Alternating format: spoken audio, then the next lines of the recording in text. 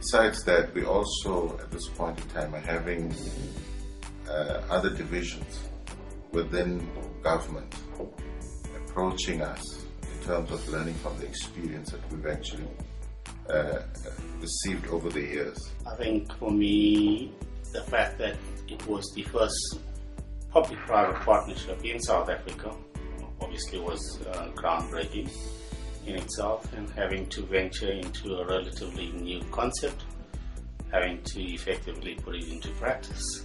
Yeah. It's been a challenging experience. It's also been a wonderful experience. It was challenging in the sense that it was the first PPP that we put together. The interesting part about that experience is that there's been a lot to learn. And I think the team that has been at the RainProp, from the early stage of packaging, putting it together, to operating it, has really broken the ground for the rest of the PPPs in the country. We want to celebrate ultimately our shareholders in terms of how far we have come and the support that they have actually given us. I think inclusive of the shareholders is also the chairperson, the support that he's given us over the period. We definitely appreciate that.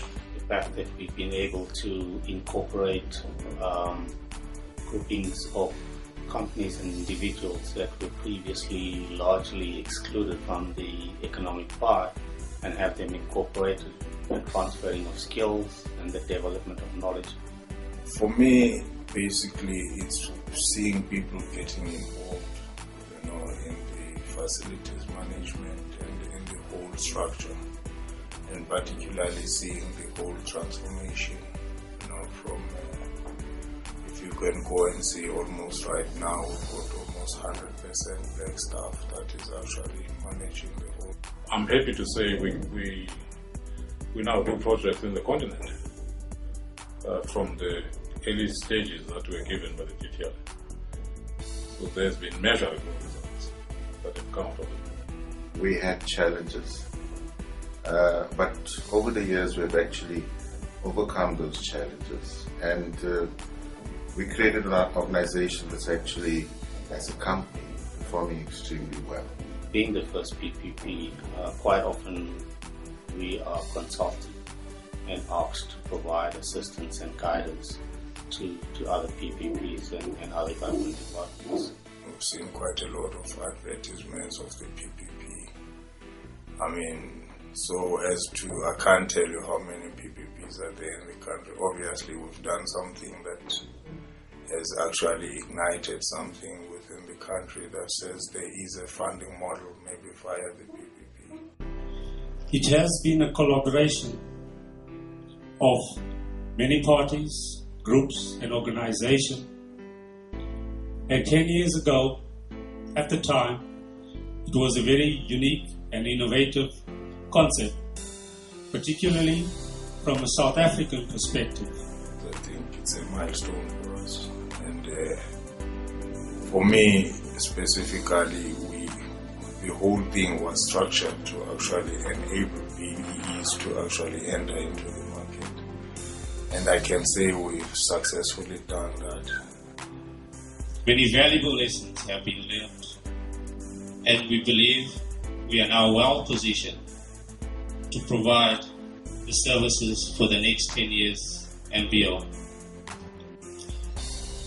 Rhinos are in crisis. I think most of you know that. Since 2008, when the spike started, there were 88 animals killed.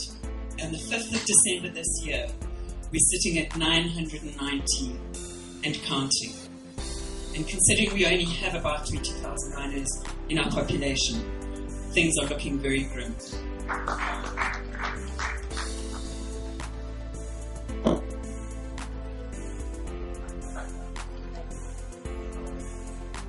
From the Endangered Wildlife Trust Rhino Project, a heartfelt, sincere thank you for this really amazing amount of money that you have donated to us.